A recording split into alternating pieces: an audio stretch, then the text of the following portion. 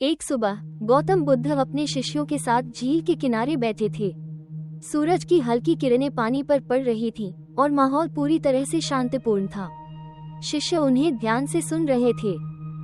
तभी एक शिष्य ने सवाल किया, भगवान, लोग खुश रहने के लिए सब कुछ करते हैं लेकिन फिर भी दुखी रहते हैं। क्या आप हमें खुश रहने का राज बता सकते हैं? गौतम बुद्ध मुस्कुराए। उन्होंने पास में पड़ी एक मटकी उठाई और उसमें थोड़ा पानी भरा। फिर उन्होंने सभी शिष्यों से कहा, इस मटकी को ध्यान से देखो।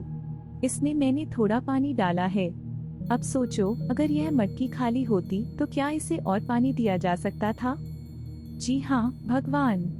अगर मटकी खाली होती तो उसमें पानी डाला जा सकता था। बिल्कुल सही। लेकिन अगर यह मटकी पहले से ही कचरे और गंदगी से भरी होती तो क्या इसमें साफ पानी डाला जा सकता था? नहीं, भगवान। गंदगी के साथ साफ पानी भी बेकार हो जाता। गौतम बुद्ध ने मटकी को नीचे रखा और बोले, यही हमारी खुशी का राज है।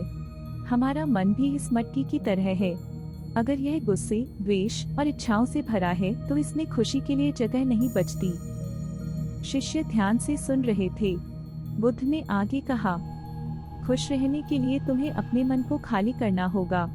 द्वेष छोड़ो, असंतोष छोड़ो और हर पल को वैसे ही स्वीकार करो जैसे वह है। एक और शिष्य ने पूछा, भगवान, लेकिन हमारा मन इन भावनाओं से इतना भरा हुआ क्यों रहता है? क्योंकि हम हमेशा कुछ और चाहते हैं। अगर हमारे पास सोना है तो हमें हीरा चाहिए। अगर हमारे पास भोजन है तो हमें स्वादिष्ट पकवान चाहिए। हमारी इच्छाएं कभी खत्म नहीं होती। यही हमारे दुख का कारण है। गौतम बुद्ध ने सभी शिष्यों को झील के पास बुलाया और कहा, अब इस झील के पानी को देखो।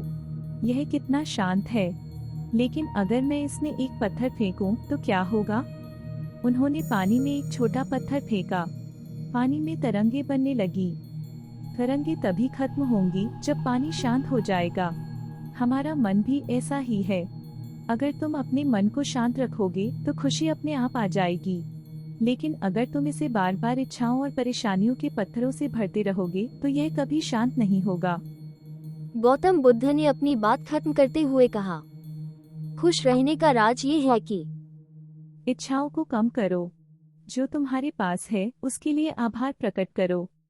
द्वेष और गुस्से को त्यागो। ये तुम्हारे मन को दूषित करते हैं। वर्तमान में जियो। जो कुछ भी हो रहा है उसे पूरी तरह स्वीकार करो। ध्यान का अभ्यास करो। यह तुम्हारे मन को शांत रखेगा और तुम्हें अपने भीतर की खुशी का अनुभव करने देगा। सभी शिष्यों ने गौतम बुद्ध की बातों को गहराई से समझा और वचन दिया कि वे इन बातों को अपने जीवन में अपनाएंगे।